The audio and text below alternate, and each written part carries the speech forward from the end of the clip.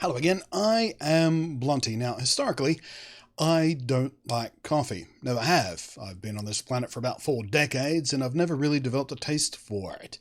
But every few years, I try tasting coffee again because every 5 to 7 years or so, your taste buds sort of replenish themselves and your tastes can change. An example I usually use of this is I never used to like tomato, just raw tomato. Never used to like it. Used to pick it off the burgers, didn't like it in salads, nothing. Not that I eat a lot of salads as a kid. Don't know if you can tell.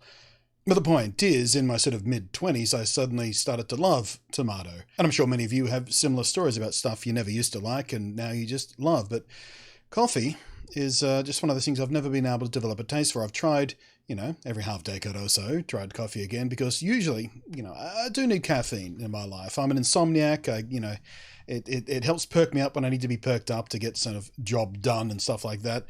So my go-to is usually an energy drink. Lately, it's been the sugar-free Mother energy drink. Did switch to sugar-free early this year because I was drinking sort of up to 4 of these cans a day, and all that sugar was doing terrible things, including stacking on a whole bunch of weight, which I'm still struggling to drop.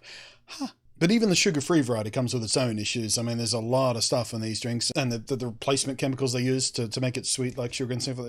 Maybe they cause cancer, maybe they don't, and it's fizzy and just there's lots of things that aren't particularly good about this. That coffee is less bad for you, and there are certain health benefits of coffee that, well, it depends on when you read the scientific and medical journals. But sometimes it's really good for you, sometimes it's really bad for you, and sometimes it cures cancer, and sometimes it causes cancer.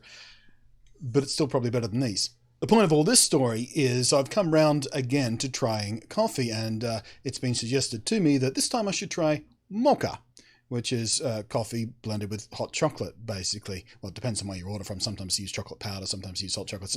Point is, it's chocolatey coffee, and that was suggested to me as a kind of a gateway drug to get me into coffee. So I did today try an iced coffee. I did try pre-prepared in the bottle from the shops kind of iced coffee. This is Barista Bros iced mochaccino. Barista Bros, if you don't know, they're owned by the Coca-Cola company, so it's not as artisanal. That's the word I'm looking for. Artisan? That's not even a word. It's not as artisanal as the Barista Brothers makes it sound. So it's the Coca-Cola company. But I tried that, and for the first time in my life, I wasn't put off by a coffee taste.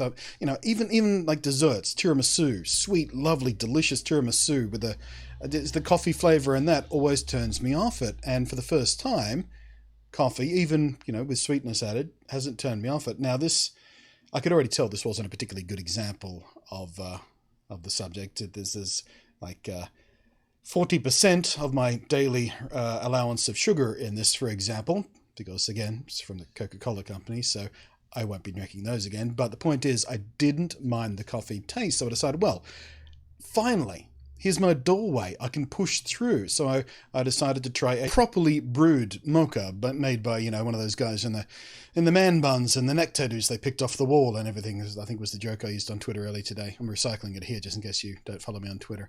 But the joke was baristas have arts degrees and neck tattoos that they chose off the wall and man buns, and they're ridiculous because they take coffee far too seriously. Which was my other problem in getting into coffee, is I don't want to become one of those coffee snobs, because coffee snobs are pretty much the worst people on the planet to get into conversation with about the subject they're passionate about. It used to be wine snobs. Wine snobs used to be incredibly, just obnoxiously tedious to talk to, but now it's coffee snobs, because there's people out there who take it way too seriously. But if you are a coffee snob, a self-described coffee snob, I'm going to need your advice later on the video once I finish telling the full story. If you're not bored yet, have a coffee, have an espresso, pick yourself up, pay attention. So I decided the next step was to have a properly brewed mocha from a barista. I never quite got there because I went grocery shopping and I spotted these on the shelf, which is the sort of Nescafe instant mocha things. You've seen these in hotel rooms, probably. That's where I see them. They're just a tray full of these. Well, not the mocha ones necessarily, but a tray full of these instant coffee sachets. You pour it in the cup, you splash in some hot water and stir it up, and delicious. And that's what I'm drinking here. And it's not bad. I mean, it is instant freeze-dried powdery stuff, and I could tell that a coffee snob would be screaming at the screen right about now. How dare you degrade your coffee experience by doing the instant stuff? And I can tell. I can already tell that this is not a prime example of it. But the point is, the encouraging part is drinking a mocha warm as opposed to iced, and regular as opposed to incredibly sweetened. I'm still quite enjoying it, actually. So I suspect I would rather enjoy a properly made one from ground beans or coffee pods or whatever, and that's where I need you guys' advice. See, I'm going to be spending the rest of my day, and I mean the rest of my day, because when I get interested in something, I deep dive on it. I deep dive on a subject. So I'm going to be spending the rest of my day researching various types of coffee making techniques and machines and pros and cons and flavors and options and all that kind of stuff. So I thought I'd reach out to you guys, because it's more than likely that quite a lot of you love your coffee, because it's the most popular thing in the world, basically. What is the most popular addictive drug in the world is caffeine via coffee, something like that. So I'm going to reach out to you guys, get some advice, get some feedback. When you're at home, I'm not talking about when you go out and, whether you buy it at Starbucks or, some other chain coffee thing, or you prefer sort of the mom and pop shop that do it really carefully and they, bring their beans in from the hills of, I don't know even where coffee beans come from. Where do they grow coffee beans? The south-facing coffee bean hills of old coffee town. I had a point. I lost it somewhere. Coffee shops, right.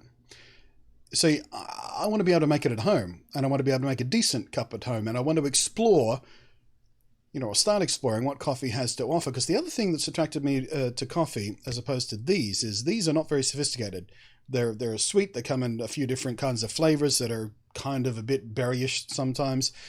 But coffee, like whiskey, and this is where the snob part comes in, because there are whiskey snobs too, come to think. Coffee, like whiskey, has a lot of variety in it, in the way you prepare it, where it comes from, how fine is the grind, and how dark is the roast, and what method is used to prepare it. There's a lot of sophistication there that I find interesting, because I certainly find it interesting with whiskies.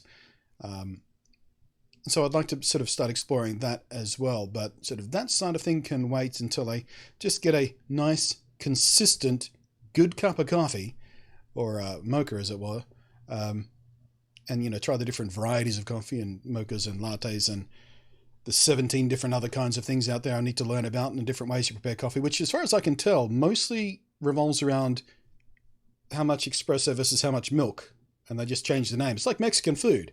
It's all the same ingredients, they just fold it differently. I've just offended all the Hispanics in my audience. I love Mexican food, by the way. It's just a joke.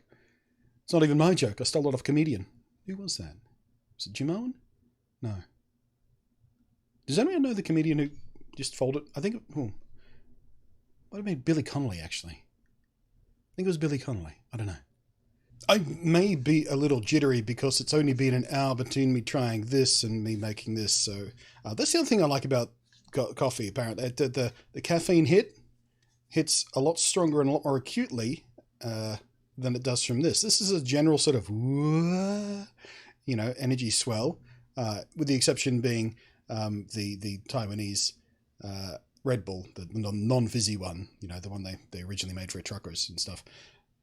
But yeah, the caffeine from coffee, I'm starting to get it. I'm starting to get it, people. I'm starting to understand you. Spider-Man mug, by the way. So yeah, hit me with your advice. How do you make coffee at home? A nice, consistent, good cup of coffee. Not. I mean, you can call yourself out if you make the instant stuff as well. Maybe there's a really good type of instant out there that I don't know about, because they certainly are convenient. So thanks for watching. I am Blunty. Thank you for advice in advance, and I will catch you next time.